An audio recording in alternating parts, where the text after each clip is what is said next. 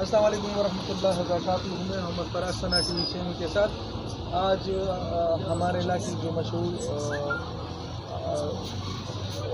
حکیم صاحب ہے. ہم اس سے انشاءاللہ مختصر ریویو کریں گے اور دور جدید کے اندر جس طرح وہ طب کے اوپر کام کر رہے ہیں اور طب کے کون سے شعبے کے اوپر وہ کام کر رہے ہیں, چاہے وہ لوپیتھک ہے, ہومیوپیتھک ہے, طب ہے, حکیم ہے یا وہ حجامہ ہے, اس کے اوپر انشاءاللہ ہم اس سے بات کریں گے. السلام علیکم سر. وعلیکم السلام. اچھا حکیم صاحب, ذرا اپنا تعارف کروا دیں ہمارے ناظرین سے. اچھا جی, میرا نام ہے حکیم شاہد الدین عثمانی اور فاضل الطب والجراحت میں نے کیا ہے, اور میں حجامہ تھراپسٹ بھی ہوں اور حکیم بھی ہوں. تو حکمت جو یونانی طریقہ علاج ہے تو اس کا میں فالو کرتا ہوں اس کو, اور اس میں جو حجامہ ہے, حجامہ سینٹر ہے میرا, اس میں جو امراض جن میں حجامہ کرنا ناگزیر ہوتا ہے تو اس میں حجامہ کرتا ہوں. حجامے کے ذریعے سے امراض کا علاج کرتا ہوں. اچھا جی, جو حجامہ کی جو فضیلت اور اہمیت ہے وہ ذرا مختصر الفاظ میں بیان کریں گے. اچھا جی, حجامہ تو حدیث پاک کا مفہوم ہے, ان امثل ما تداویتم به الحجامہ.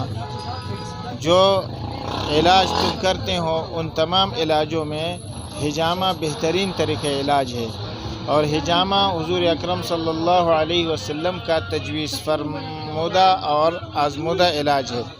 اور آپ صلی اللہ علیہ وسلم نے فرمایا, معراج کی شب میں فرشتوں کی جس جماعت میں پہ بھی گزر میرا ہوا تو وہ حجامہ ہی کیا کرتا تھا. اب فرشتوں کو حجامے کی کوئی ضرورت نہیں ہوتی, وہ تو نورانی مخلوق ہے, لیکن پھر بھی وہ حجامہ کرتے. یعنی یہ حضور پاک صلی اللہ علیہ وسلم کو ایک قسم کی تعلیم دیا کرتے تھے. تو آپ صلی اللہ علیہ وسلم نے فرمایا کہ تم حجامے کو لازم پکڑو.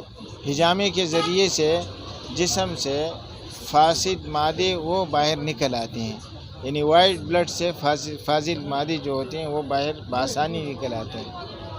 اچھا حکیم صاحب, موجودہ دور کے اندر جو لوپیتھک میڈیسنز ہیں یا ہومیوپیتھک ہے یا طب کا ہے, اس میں حجامہ کا رجحان لوگ میں بڑھ رہا ہے یا کم ہو رہا ہے؟ الحمدللہ میں 2006 سے حجامے کے ساتھ منسلک ہوں.